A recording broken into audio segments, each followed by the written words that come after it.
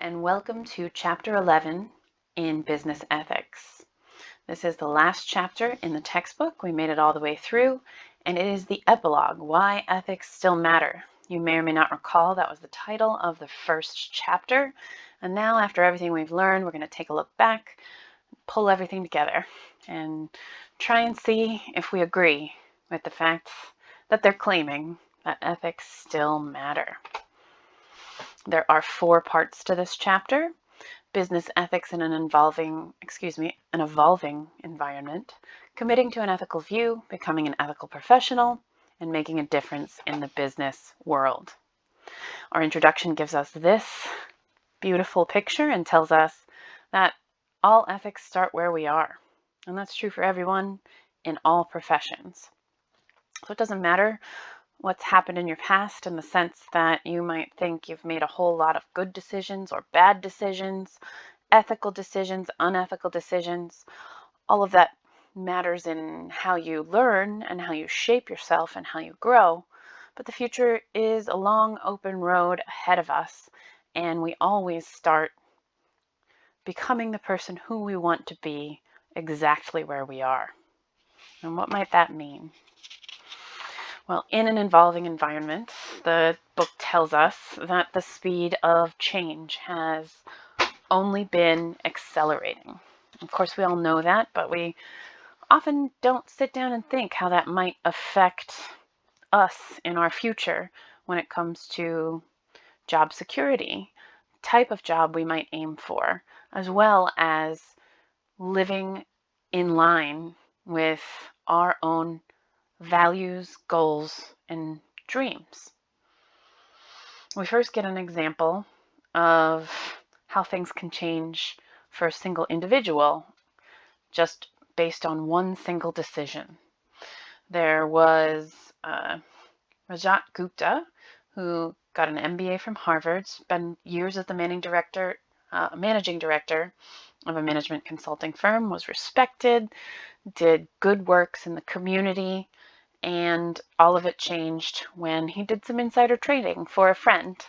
And we might all be aware that when white-collar criminals are caught, they tend to have fewer penalties than other people who have been found to violate the law. But one of the biggest problems for someone who has been seen as an ethical business leader and then is revealed to have made a mistake is the loss of their reputation and their future earning potential, as well as their future leadership potential. We also get not an individual case, but this case from the real world of General Motors. Now, General Motors has been around for a really, really long time as a car company, and in our grandparents' generation was extremely well respected. It had built up a good working relationship with its stakeholders and its shareholders, and it was a huge company. Made tons of profits. But over the years, it's had a whole lot of setbacks, leading to where it is today. And the one specifically that our book talks about is that even after a 2009 bankruptcy and reorganization, that was right after the economy, the housing market bubble burst, and we had a whole bunch of bailouts and companies that were too big to fail. Even still after that, just a couple of years, GM was hiding a secret wherein one of the ignition switches they were using in multiple makes and models of their cars could just burst into flames. And it ended up killing 124 people and causing 273 injuries. So they were brought to federal court, and in 2014, the company reached a settlement for almost $1 billion and had to recall 2.6 million cars. Now, if you only care about profit, it makes sense that you are going to hide a faulty part, especially if it's not so faulty that every single car is going to fall prey to the problem, and recalling them and fixing that part would cost millions or even billions of dollars. But as we've seen in the rest of the textbook, oftentimes when companies focus on the short term instead of the long term, wherein they respect their stakeholders and their shareholders' needs and safety, the short term wins for a while, but often it blows up in your face. The couple of the questions here we get: what virtues and values shared by its longtime customers did General Motors betray by failing to disclose an inherent danger built into its cars? So of course we would think of a virtuous car company as building cars that were safe for consumers. It's probably the central value of making a machine that is inherently dangerous but necessary for modern life for many people. And when you find out that a car company doesn't care about that, it is probably not aligned with your customer base's virtues or values. How do you think that the betrayal affected the company's brand and the way car buyers felt about the firm? How might it have affected the shareholders' views of GM? Do you think people were comfortable leaving GM stocks in their portfolios when the company behaved this way? Maybe some. You can have a cynical worldview, and I think that is one in which the book doesn't address it enough. And in the next couple of weeks, we're going to take a look at people, well, some cases in which people seem to be driven by the desires for power, money, greed, etc., and they're non-reformable. Our book talks a lot about having human virtue as a part of a rewarding life inherently, and that's true as well. Just because you think of something as realistic doesn't necessarily mean that you are being cynical. It means that you're taking the way things work into actual account. The reason I bring this up now is when we think about scandals, we think about companies, brands taking hits. But when they're corporations as big as something like General Motors, does the reputation taking a hit have any kind of real long-term negative consequence? You might think it does, you might think it doesn't. If you were to think about that and write it down, you'd have to explain your answer and say why. Oh, it says right there, do consumers often display short memories? After all, GM appears to have survived this lapse in 2014 and is still profitable. What might this say about the attitudes of customers? And is that the only criteria that you should employ when you are thinking about risk management in business decisions? One thing that has changed quite a lot in the history of the West, our Western economy, and the last several decades is massively increased globalization. Markets have opened up all over the world, including places in the Middle East, in Asia, in South America, in Africa, that have very different cultures to the cultures that we find in Western Europe or in the United States.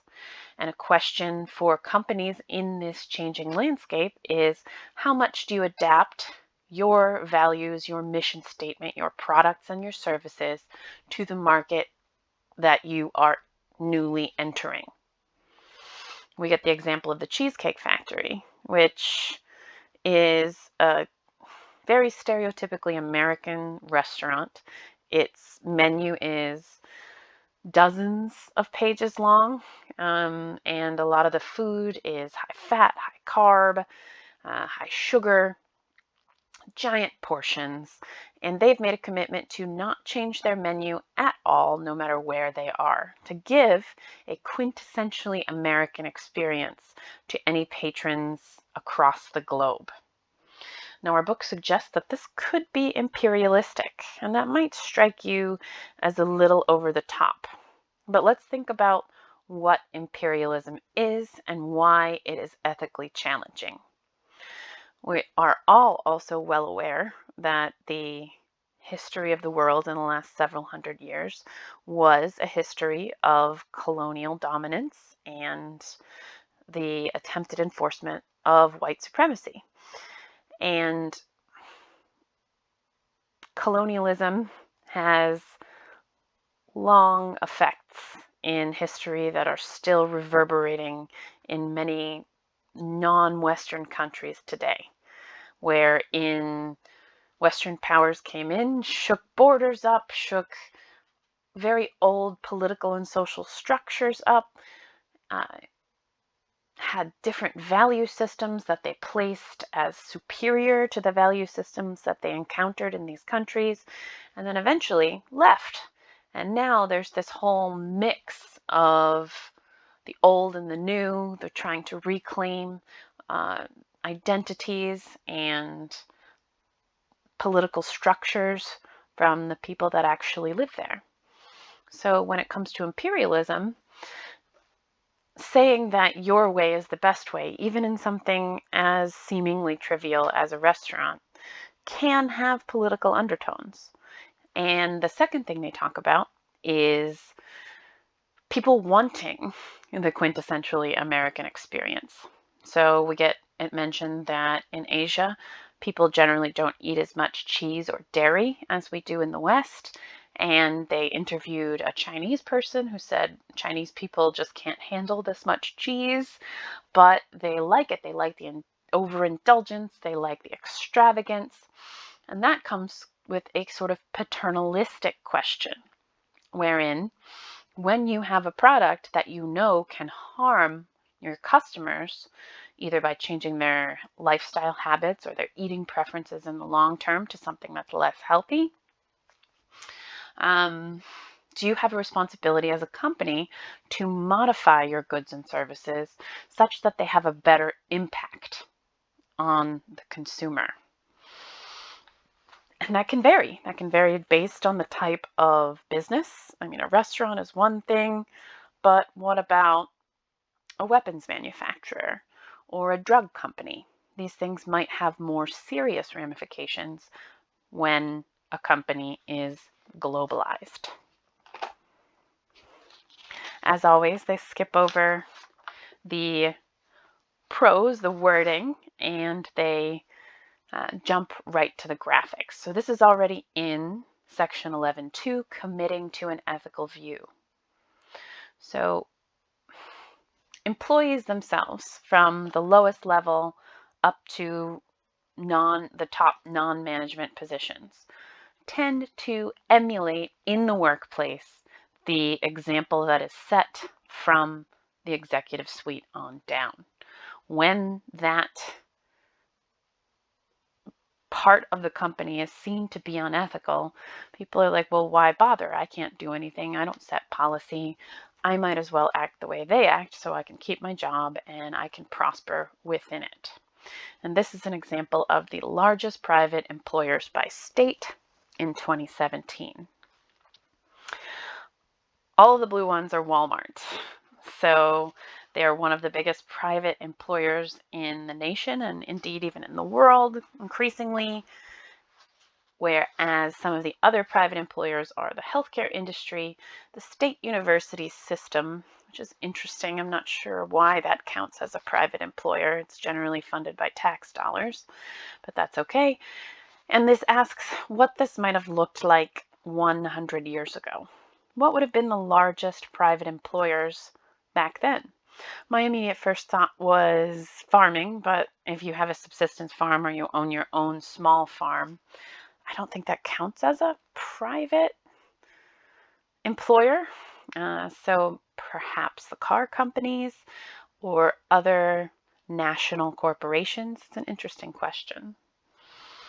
The reason they bring up Walmart, though, and how management can affect the entire operational system of a company is because Walmart is seen as one of the more unethical multinational corporations in the world.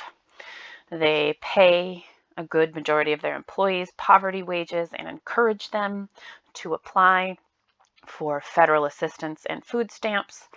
They actively engage in union busting by showing anti-union videos the second that you get hired.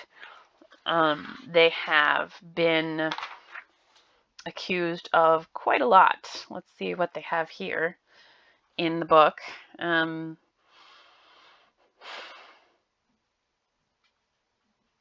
Illegal firing of employees, withholding of overtime pay and benefits, violation of foreign workers' rights, wage violations, violations of child labor laws, and failure to provide health coverage where and when applicable. So remember that thing that I told you about getting paid poverty wages, wherein recently they say, and this is 2018, they made $12.7 billion in a single day. So if you graduated and the job that you were offered right away was a management position in corporate in Walmart, the book asks you to think about what kinds of decisions would you expect to make regarding these kinds of challenges. Would you be pressured into behaving in an unethical way? Would you be comfortable with that?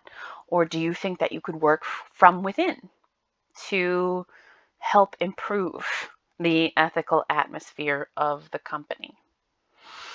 Our book tells us that you need to use your own values to make very hard choices. You're going to make mistakes. Mistakes are going to be made by people around you, but that's part of ethics being where you are and moving on from there. You take those mistakes, you take the experiences that you've had, and you rationally reflect upon them to see if they're helping you become the person you want to be, and if you can mine them for knowledge about how you might want to behave in the future. How are you going to do that? Truly reflect on your underlying values. That's going to be the homework for this week. It was supposed to be a group work, but I think this one will be a little bit more, hopefully, enriching. One sort of tangential benefit to pushing for ethical behavior are the relationships that companies have externally with their customer base and also internal relationships between employees, suppliers, managers, and distributors. Of course, that kind of loyalty and respect has to be both ways, and you might end up in a company in which it is both ways, and it is a more pleasant, encouraging environment to work in, but you might also find yourself in a toxic workplace, perhaps theoretically, like the problems Walmart has been accused of. What do you do then? Well, our book suggests that you become, or you focus on becoming, an ethical professional. Here's some other questions that they'd want you to think about with Walmart. One thing I did forget to talk about was the whole stakeholder management thing being key to where you might start evaluating how to push your company, whether it's a startup that you started up or a multinational corporation. You think about that stakeholder management. You think about, yes, the shareholders and their needs, desires, wants, and what's best for them, but also everybody else that your business is going to affect and whose behavior is going to affect your business. Because if you don't have that two-way street and respect your distributors and your managers and your suppliers over that long term, that is going to degrade the efficiency and profitability of your company. Okay, becoming an ethical professional. We got a long quote right at the beginning of this section. Professionalism is the conduct, aims, or qualities that characterize or mark a profession or professional person. It implies that there's a quality of workmanship or service, but in reality it's more about ethical behavior in the workplace. Every organization knows that a professional and ethical reputation is the difference between success and failure, and they seek to keep those staff who are the most professional. And you might call BS on this. You might think, okay, well, it's the reputation, not necessarily the actual behavior. But I would encourage you to reflect on what professionalism means to you. You can think of it only as maintaining the highest quality goods and services, as well as a respectful attitude toward the people that you interact with daily, whether it's your coworkers or your customers. But does a bigger, deeper picture of ethics come into play with defining yourself as a professional, or doesn't it? And why or why not? We get the balance, always the push-pull of being financially compensated in a way that is meaningful and satisfying, and conforming to your values and becoming the person that you want to be. We learn in this section that people are generally somewhere in the middle. They're sort of satisfied with what they're paid. They're sort of satisfied that what they're doing is meaningful and helpful and beneficial to somebody in the world, whether it's your team or the customers or even the world at large. That's one reason why a lot of people start not-for-profits. This chapter's theme is all about thinking about what values are important to you. We get a list of best U.S. employers as ranked by employees, which comes out, I think, yearly. And this is similar to how it still is, as far as I know. I looked at it briefly. Wherein Costco was rated by their own employees as the best place to work, along with some that are a little bit less surprising, like Google. But maybe all of the medical companies on this list might be surprising with how much we hear healthcare is kind of messed up. But Costco being ranked at the top is because they consistently pay well over minimum wage into a living sort of wage. They provide insurance for their employees, when oftentimes they don't have to. And in doing so, they are still efficient and profitable. We get this funny line. Third reason why companies are considering what truly makes employees happy is that even more than loyalty, employees appear to value the freedom and responsibility to act as moral agents in their own lives. Duh. Moral agents doesn't just mean ethical choices. It means being able to choose how you run your own day and how you run your own life, being given respect and not suspicion as you go into work day in and day out, and being treated as a valuable contributor to the mission of the company that you work for. Even though we get the definition in the book that a moral agent is someone capable of distinguishing right from wrong and willing to be held accountable for his or her choices. You can think about it as a little bit larger, right? I'm sure many of us have had the experience or seen the experience of other people in our lives where they go to a job every day and their boss treats them like a criminal. They make them clock in and clock out when they're going to the bathroom, or there's no more paid lunches, or requesting a day off is treated with hostility. And of course, employees are going to be less satisfied in a situation like that. And overall, it's that short-term, long-term thing again. They're going to be less productive, they're going to have more absenteeism, and they're going to quit a lot more frequently.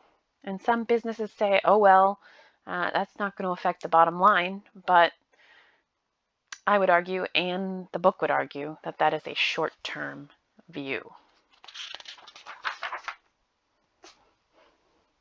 We get a subsection called, It's Not About Money, Is It? It says, this is where they talk about how people try and balance meaning and money. And it's hard to find a job that is ideal and is high in both. This is another place where I find that the book has some assumptions that are not philosophically challenged enough. The first paragraph here says, you may follow a professional vocation that offers low pay or low status, but yields non-tangible rewards such as nonprofit work, nursing, or teaching. Or you may find a position that pays a great deal and offers job security, but leaves you unhappy or unfulfilled or stressed. Law, accounting, dentistry, whatever else. In the best of both worlds, you might have both, but it's hard to find that. Where these do occur, they're often ancillary effects of work whose real purpose is the profitability, without which there would be no jobs at all. So, of course, profitability is important, but this accepts the underlying economic tenet that we have been inculcated within our entire lives, that the only purpose of the economy is to grow and make profit. Our economy as it is today, yes, that is true. There are other ways to think about building business and economies. And I don't mean anything as extreme as communism or socialism. You can even reconceive of an economic marketplace that is focused on profitability and people instead of profitability alone. But that is a bit of a digression for this week.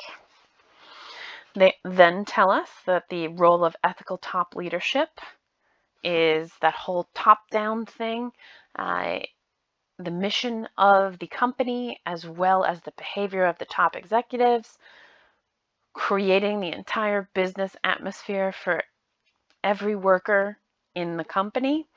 And it starts with making an ethical code of conduct like we've seen in other parts of the chapter, but that's not enough.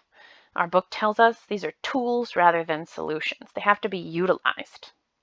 And they're never going to be perfect, and they're always going to need reflection upon experience. You have experiences, things go right, things fail, and you modify your tools to help you grow in the future. When I was studying as an undergraduate, I took a psychology class, and it was taught by a former clinical psychologist who had experience in giving therapy. And she said, a lot of people have a hard time dealing with mental illness in their life when they identify with the diagnoses, where they're given, oh, you hit all these criteria in the DSM, the way that they diagnose mental illness, and they say, I'm a depressed person, I am a bipolar person, I am a schizophrenic person, instead of looking at them as tools, wherein we're all learning from experience, and we don't have perfect knowledge of human psychology, we don't have perfect knowledge of ethics.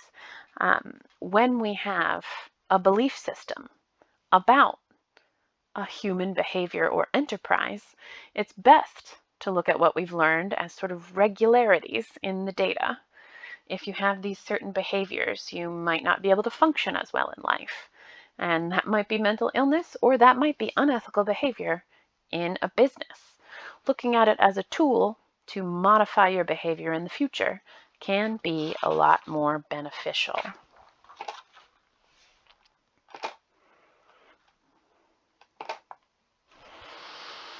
I'm going to skip to making a difference in the business world. This is section 4 in the chapter. The only reason I skipped those slides is because I realize I'm going a little bit long, and we might actually be able to get everything done in one video for this chapter. Okay, so this is the wrap up of everything, wrap up of the whole book, and this is the work that we're going to do this week. I have a whole bunch highlighted here because it's meant to be a powerful ending or coda to everything that we've learned this semester so far. Our book tells us, on what will you base your professional identity?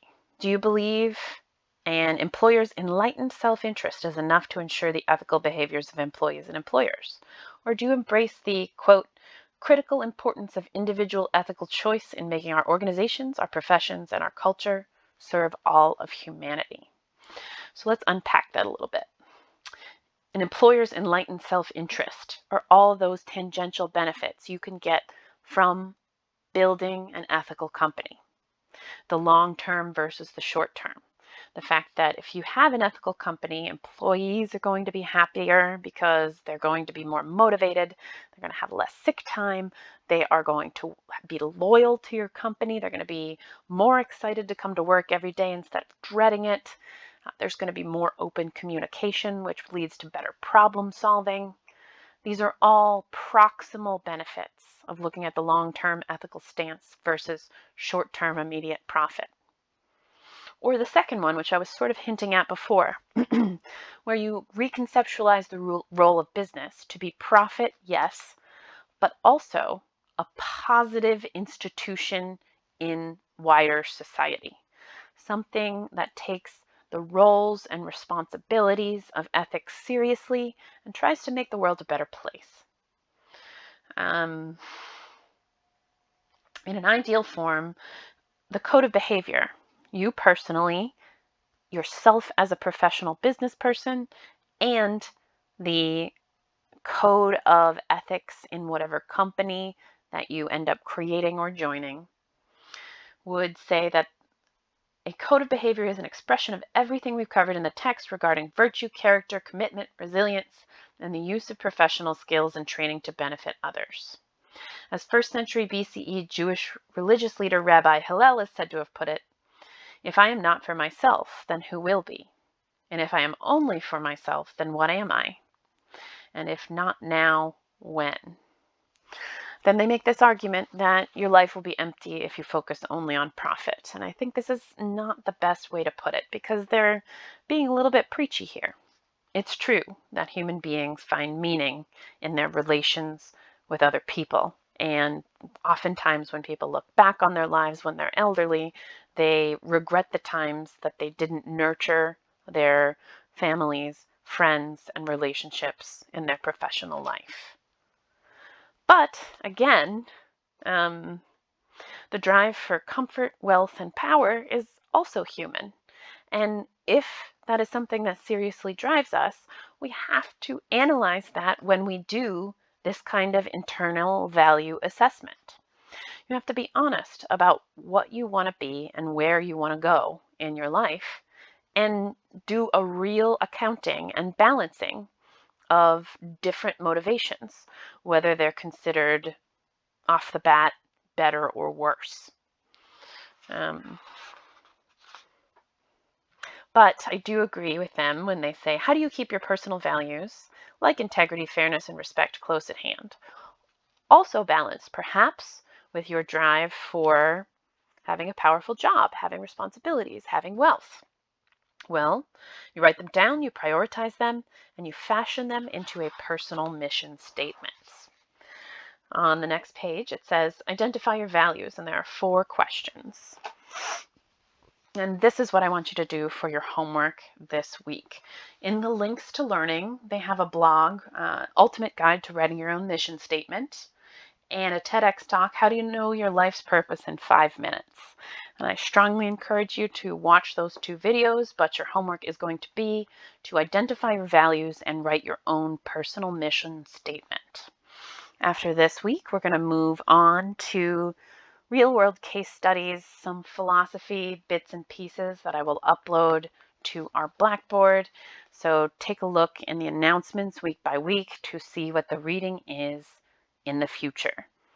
Otherwise, as always, email me if you have questions or concerns, and I will see you next week.